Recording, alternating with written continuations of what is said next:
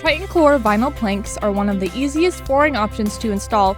That's why these interlocking tongue and groove planks are so popular among DIYers. Here's how you can turn your TritonCORE flooring installation into your next fun DIY project. Start by acclimating your TritonCORE flooring to the room.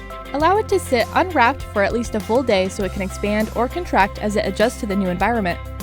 While your flooring acclimates, gather all the materials you need to make this installation a success.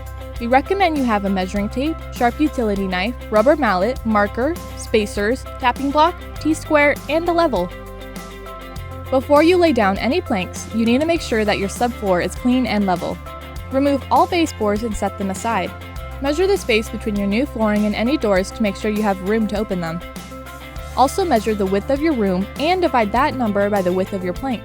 This will tell you how many rows of planks you'll be installing. Your final row shouldn't be thinner than half the width of the plank. If you find this is the case, you'll need to cut down your first row of the planks to allow more room for the last row. The easiest way to cut a TritonCORE vinyl plank is with the score and snap method. Using a utility knife and a straight edge, score a line along the surface side of the plank. You'll need to make a few passes to properly score the plank, then using your knee as a point of leverage, bend the plank along the score until it snaps apart. You could also use a tile cutter or a circular saw, if you are familiar with operating these tools. Now it's time to install. Set the first plank in the far left corner of the room. Use your spacers to ensure there's a 3/8 inch expansion gap from the wall. Continue the first row by pressing the end seam of the next plank into the seam of the first, and lock them together by laying the plank down. Keep adding on until you finish the first row. When you need to cut a plank coming up to a wall, measure the space and mark the plank where you need to cut it. To install the second row, set the plank into the previous row at a slight angle at first. When the top surfaces of the two planks meet, tilt the plank down to ensure it slides into place and interlocks. To remove any gaps, use the tapping block and rubber mallet to tap each piece into a locked position. Working left to right, continue laying the flooring.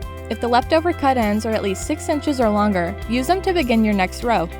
This will stagger the planks and give them a more natural wood floor appearance.